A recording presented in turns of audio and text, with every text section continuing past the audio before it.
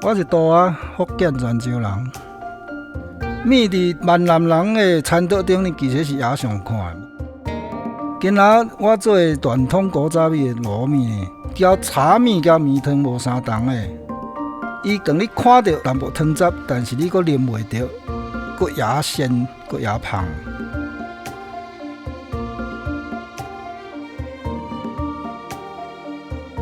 古早的味素主要就是牛血片。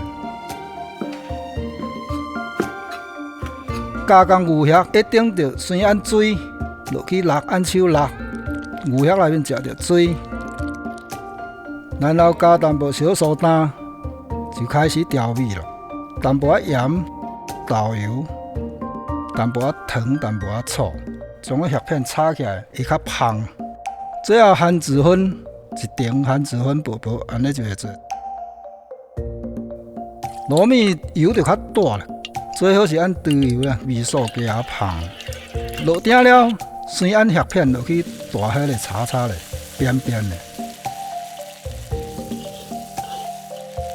过程中加姜末、加蒜末，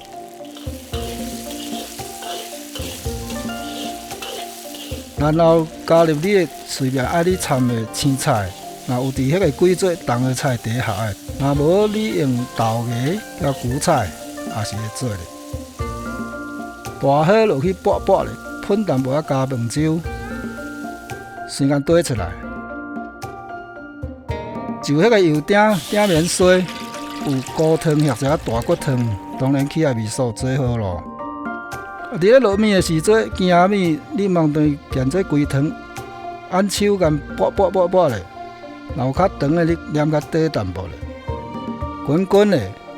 茫当调鼎，落淡薄盐，根据你家己的口味，淡薄花精。最重要是一项土豆酱，落去增加这个糯米的特别的味素。拌咧，加淡薄海鲜也可以，蚵仔也是野搭的，也是新鲜的笋羹，爱加什么都可以。掺落料头，大滚一片。这鼎糯米就最好了。